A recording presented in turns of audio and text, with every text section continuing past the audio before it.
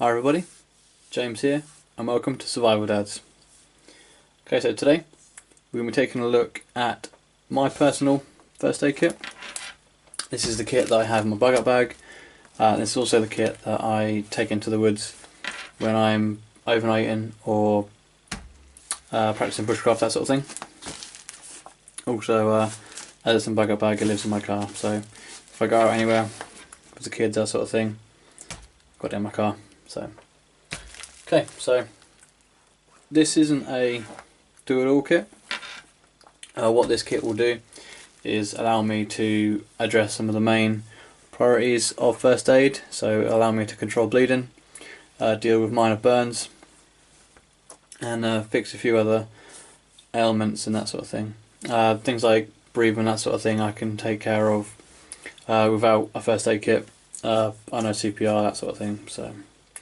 Okay, so first things first, we'll get cracked into it and show what we've got.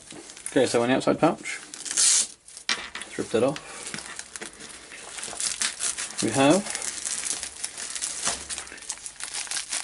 emergency foil blanket.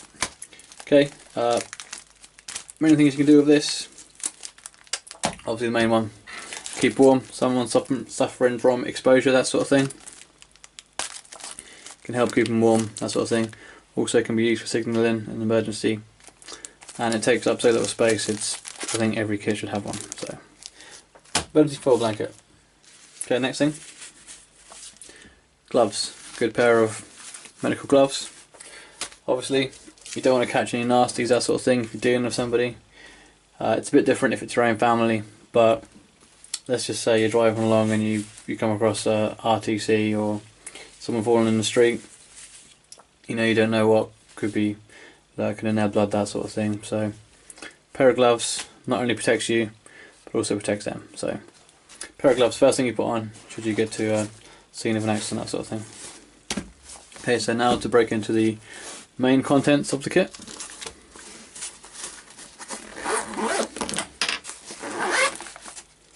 Zip open both sides. And there she is. Okay, so everything is quite nicely laid out. So I think first things first, we'll start looking over here. So we've got another pair of gloves. Let's say, for example, put your first ones on, you panic, put your finger through it, you've got another pair. So two pairs of gloves. We have biohazard bag. You put those nasties in. So this isn't a bag for the end of days, this is for everyday use as well, so good to have that. Take it with them when they take them away in the ambulance, that sort of thing. Doesn't leave stuff and blood covered rags and everything everywhere, so put it all in there, keep it out of the way, keep all those nasties out of the way. Okay, also we have first aid tape, used to secure bandages, keep clothing out of the way, and I guess in a real pinch you can maybe even use them as makeshift sutures to put a wound together. But yep, first aid tape, put that in there. Okay, next we have some burn soothe. So this is a sterile soothing cooling gel for burns. So let's just say you're cooking on a campfire, happen to burn your hand, that sort of thing. This can help reduce infection and obviously stop some of the pain. It's quite small. I think it's quite useful to have in there, especially if we're doing lots of campfires, that sort of thing. So, burn soothe.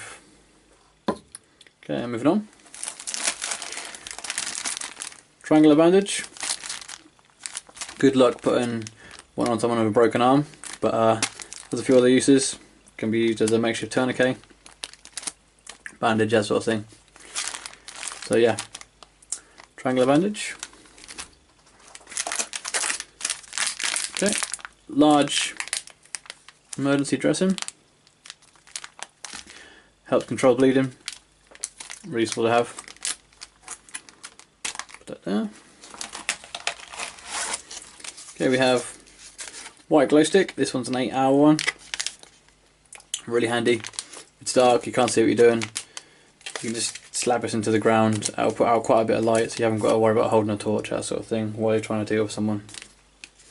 So 8-hour glow stick. Okay, next we have 2 antibacterial hand wipes. Again, keeping our hands clean, reducing infection, and obviously keeping blood off our hands, that sort of thing, because we don't want to get their blood into us. So, antibacterial hand wipes. Okay, in here, Ziploc bag.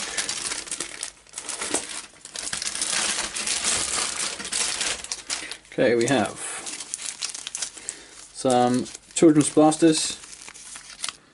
Like I said, taking the kids to the woods, they get a little cut or a graze. Give it a wipe with a wound wipe, and then slap one of these on. Helps prevent infection, keeps them happy, and you can carry on about your day. So, some plasters.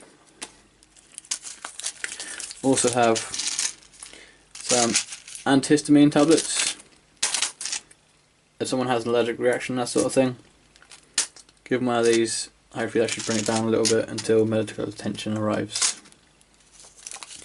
Okay, also we have Oasis water purification tablets. We've got 10 of them. Each one does 1 litre of water, so that's 10 litres of water, so that'll keep it going for a little while. So water purification tablets, again, there's no room, so why not have them in there, eh? Okay, next we have 4 aspirin tablets. Obviously you've got pain relief, and also if someone's having a heart attack, these can actually help save their life.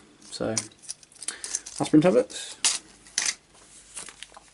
Next we have some Steri-Strips. These can be used to help close wounds, which in turn keeps out all the dirt and bacteria until you can get them to a hospital where they can do a proper job doing it up. So, Steri-Strips. And finally here we have 2 soothing wipes. So again, keeping it clean, keeping those nasties out, and also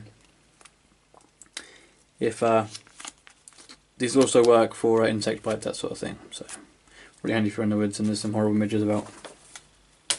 Okay, moving on to this bit, which I suppose is the main kind of trauma side, I suppose, if you want to give it a term. We have large trauma dressing, also known as an Israeli bandage. These are fantastic bits of kit. I think everyone should learn how to use and own, because they're really good. Much better than the standard wound dressings, because this also applies a great bit of pressure which can be adjusted. So, Israeli bandage or trauma dressing. Brilliant for controlling bleeding. Also on the subject of bleeding, you have a major wound, arm, leg, that sort of thing. We've got a cat tourniquet here, and this is a real lifesaver. This can be used solo, or you can put it on someone else. Really great bit of kit. Can stop bleeding and provide vital minutes or hours to get someone to a hospital or other proper medical attention. I suggest everyone is trained to use these and also has one in their car or bug up bag, that sort of thing, because I say this is a real game changer. So, cat tourniquet. And that is it. So yeah, like I say, it's not be all end all first aid kits. Obviously I'm missing a few things. I'm always adding to it, I'm always changing it, always doing that sort of thing. And obviously everyone's first aid kit is going to be different. People in different environments, whether it be in hot, cold, that sort of thing, and different terrains.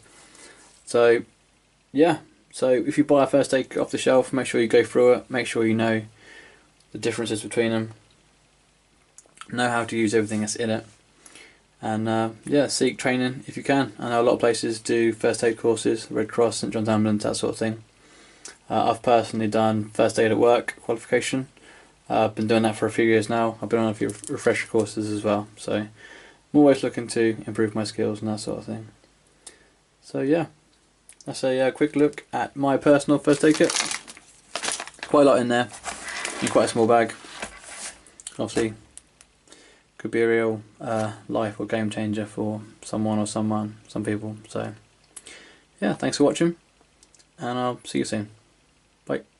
Okay, don't subscribe to the channel and like and comment on this video to see more awesome content. Because if not...